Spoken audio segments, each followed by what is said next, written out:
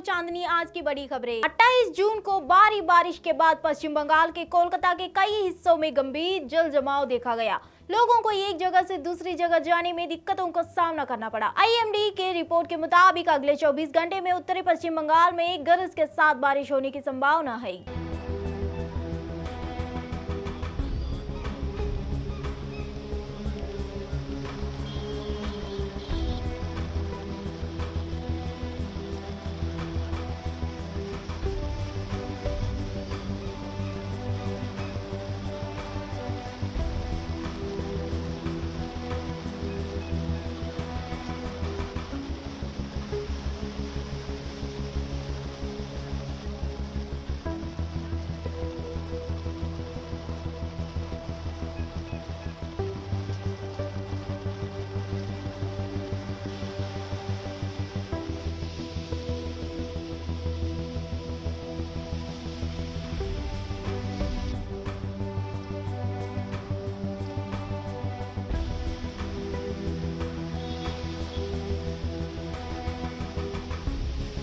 क्वाकरेली Symonds विश्वविद्यालय के ranking सूची में आईआईटी बॉम्बे शीर्ष 150 में स्थान पर है। क्यूएस के संस्थापक और सीईओ न्यूजिया क्वाकरेली ने आईआईटी की बॉम्बे को अब तक की स्वच्छ रैंक हासिल करने के लिए बधाई दी। न्यूजिया ने क्वाकरेली ने कहा कि उन्होंने इस साल की रैंकिंग प्रणाली के लिए 2900 संस्थानों को रैंक किया है और इसमें 45 भारतीय विश्वविद्यालय है। मैं भारतीय विश्वविद्यालयों को उनके लगातार बेहतर प्रदर्शन के लिए बधाई देना चाहता हूं।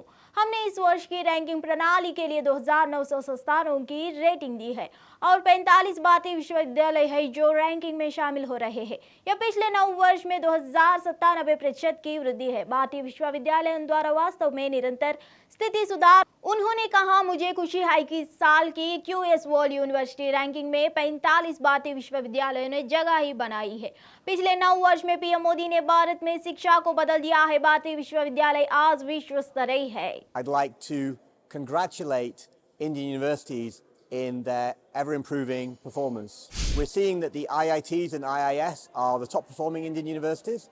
I'd particularly like to congratulate IIT Bombay. IITs, IISCs, IIITs, many private universities, and I'm glad that Chandigarh University, for example, is the #1 private university.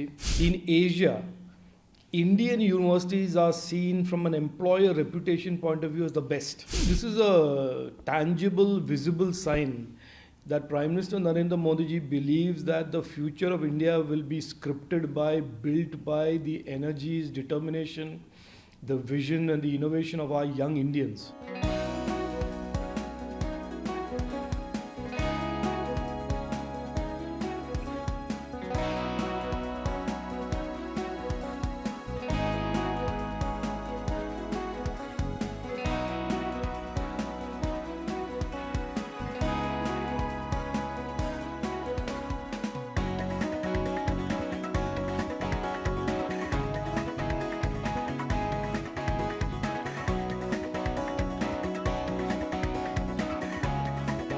Hi, I'm delighted that we're launching the 20th edition of the QS World University Rankings, and I'd like to congratulate Indian universities in their ever-improving performance. We've rated 2,900 institutions for this year's ranking system, and there are 45 Indian universities that are appearing in the ranking. That is a 297% increase over the last 9 years. So really continuous steady improvement by Indian universities. We're seeing that the IITs and IIS are the top performing Indian universities. I'd particularly like to congratulate IIT Bombay for coming 148th in the world as the top performing Indian university ever and the top performing public university. I'd also like to congratulate Chandigarh University as the top performing Indian private university that came in the rank 771 to 780. I had the honour of meeting Prime Minister Narendra Modi in 2021 and really was impressed by his passion and commitment for improving higher education in India and his involvement in the national education policy. And since then, QS has been trying our best to support the improvement of access and quality of higher education in India across all states. And we hope that our World University Rankings and our iGauge and QStar rating systems and other initiatives will continue to carry that momentum forward, and we see more Indian universities performing even better in the years to come.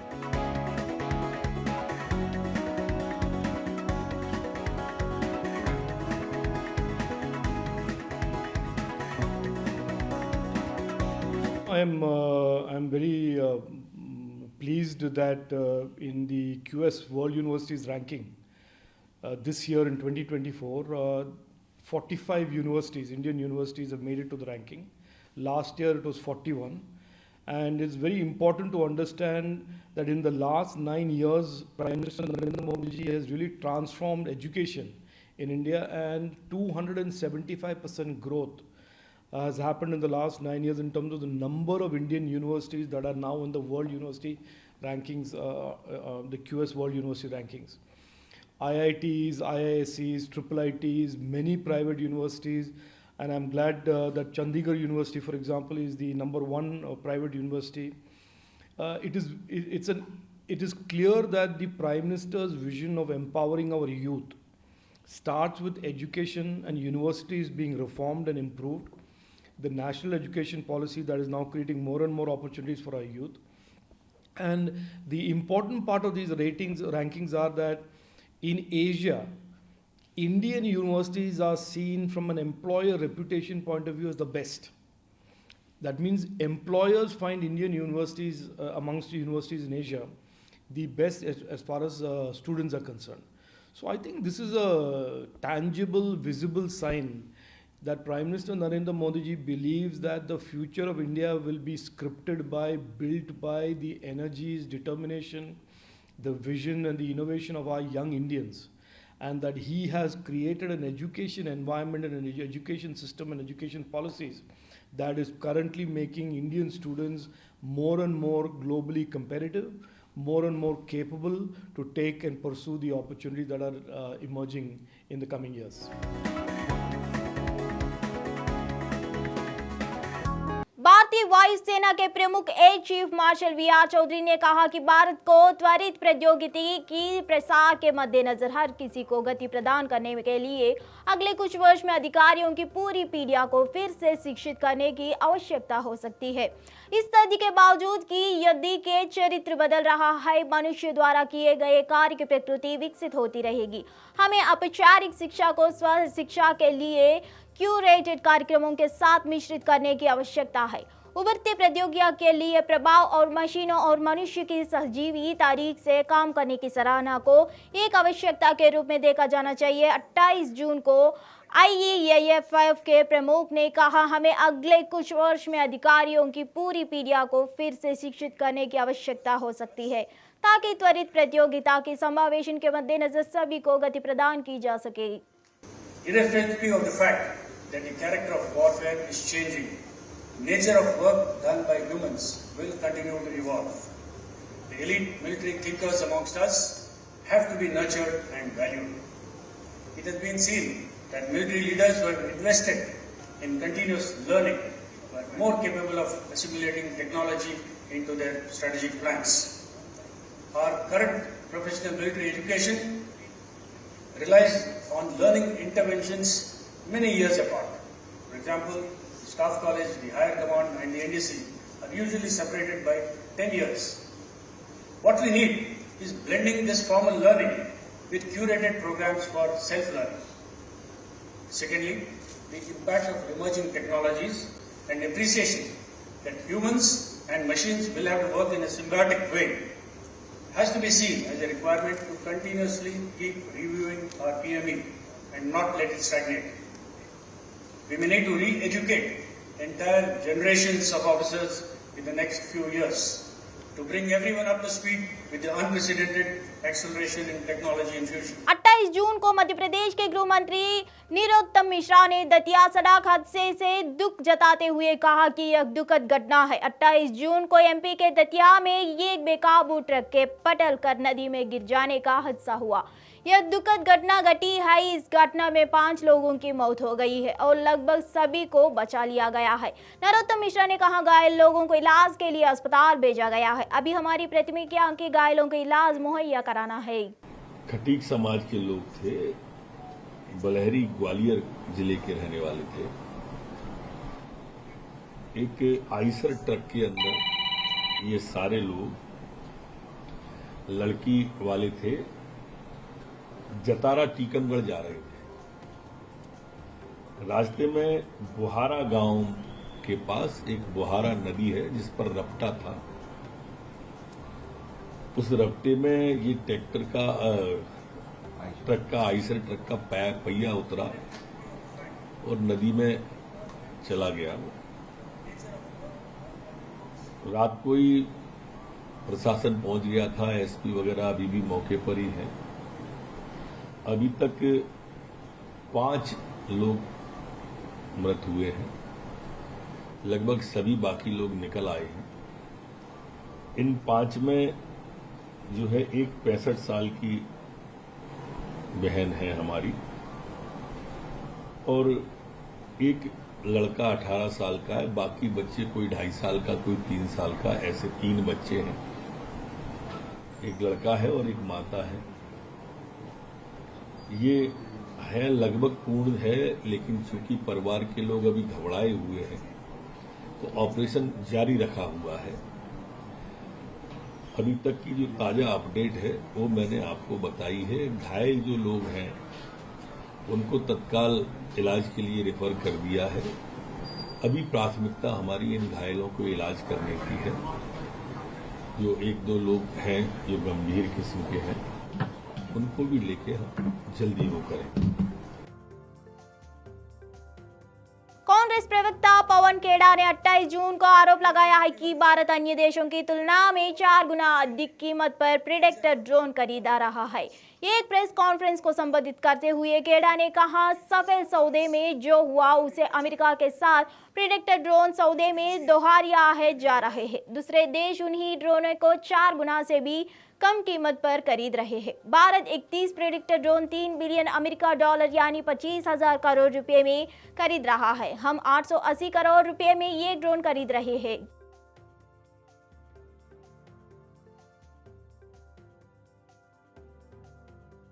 अब प्रधानमंत्री के ये जो महंगे शौक हैं ये देश के लिए महंगे पड़ रहे हैं। जो राफेल डील में हुआ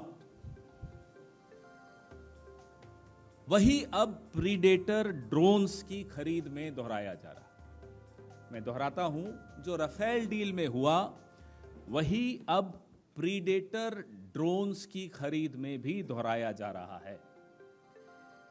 जिस ड्रोन को बाकी मुल्क 4 गुना कम कीमत में खरीदते हैं, उसी ड्रोन को हम 110 मिलियन डॉलर यानी कि 880 करोड़ प्रति ड्रोन, 880 करोड़ पर ड्रोन हम खर्च कर रहे हैं। आप विजुअल्स भी साथ साथ चलाते रहें। आपको ये प्रेस रिपोर्ट्स दिख रही हैं जिसमें कीमत भी दिख रही है। 3 बिलियन डॉलर्स, 25,000 करोड़ रुपए के हम 31 ड्रोन खरीद रहे हैं। जो जॉइंट स्टेटमेंट प्रधानमंत्री मोदी और राष्ट्रपति बाइडेन का आया था, उसमें पॉइंट नंबर 16 आप अगर देखेंगे तो उसमें आपको इन ड्रोन्स के बारे में जिक्र मिलेगा। तो जब जॉइंट स्टेटमेंट में कोई बिंदु आ जाता है तो आप समझ सकते हैं कि वो किस स्तर पर वो बात पहुंच चुकी होगी। आप वापस से कीमत जानना चाहते हैं? 4 गुनी कीमत पे हम खरीद रहे हैं, इससे 4 गुनी कम पे बाकी देशों ने यही ड्रोन इसी कंपनी से खरीदा। वो भी मेरी प्रेस रिलीज में आपको हर देश के बारे में लिखा है मैंने कि यूके ने कितने में लिया, ऑस्ट्रेलिया ने महंगे सौदा किया और फिर वो सौदा रद्द कर दिया, स्पेन ने कितने में खरीदा, ताइवान ने कितने में खरीदा, इटली ने कितने में खरीदा। तो प्रक्रिया पर आ जाते हैं। अब हमने सुना था प्रधानमंत्री जी ने सीना ठोक कर बोला था, एक अकेला सब पर भारी। यहां भी वो एक अकेला सब पर भारी हो गया। सीसीएस की कोई बैठक नहीं हुई, कैबिनेट कमेटी ऑन सिक्योरिटी की कोई बैठक नहीं हुई। इस बैठक के बगैर एक अकेला सब पर भारी ने जाकर अपना एक और महंगा शौक पूरा किया। आपके दोस्त हिंदुस्तान से पैसा लेकर भाग जाते हैं बाहर, ये तो पिछले 9 साल में हमने देखा। अब आप खुद हिंदुस्तान का पैसा बाहर जाकर देकर आ रहे, वो काम भी आपने खुद ले लिया। हमें मालूम है प्रधानमंत्री जी कि इंडिया में क्या चल रहा है, ये आपको खबर होती नहीं, नड्डा जी से पूछते फिरते हो। रक्षा सौदों में क्या हो रहा है, पूरा विश्व कितने में ये ड्रोन खरीद रहा है, ये जानकारी भी आपको नहीं है। फिर अगर हम कुछ कहते हैं तो आपको बुरा लग जाता है।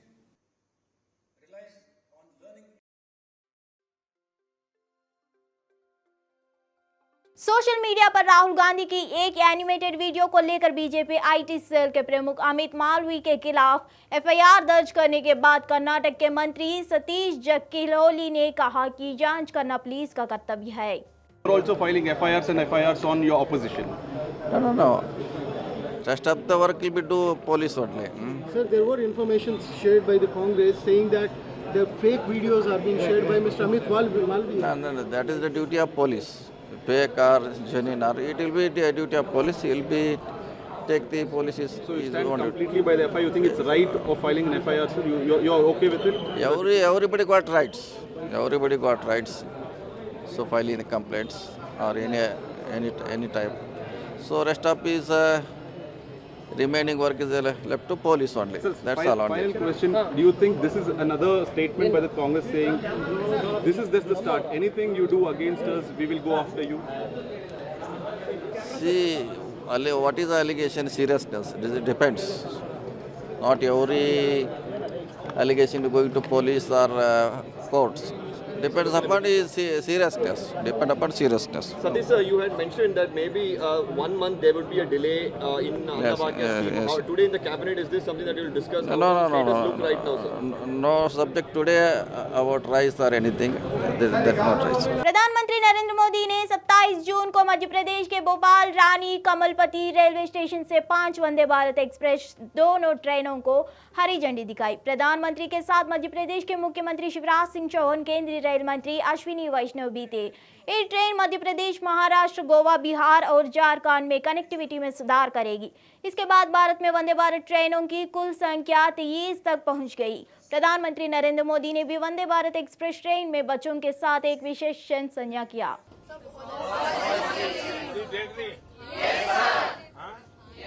क्या अच्छा लगा?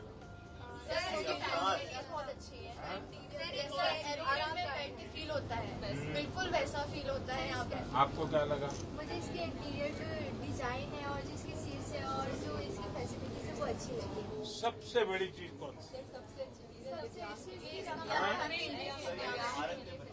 दिव्यांग के लिए अच्छी फैसिलिटी। क्या और क्या अच्छा लगा? सर मुझे इसके जो ऑटोमेटिक डोर्स है वो सबसे अच्छा, डोर अच्छा लगे। अच्छा, आपका इस बात पे ध्यान गया कि मेड इन इंडिया है? तो इसका गर्व हो रहा है? मैं संस्कृत में पर्यावरण स्वच्छता पर एक श्लोक सुनाना चाहता हूँ। दुर्वह मैत्री जीवितं जातं प्रकृतिरेव शरणं शुचि पर्यावरणं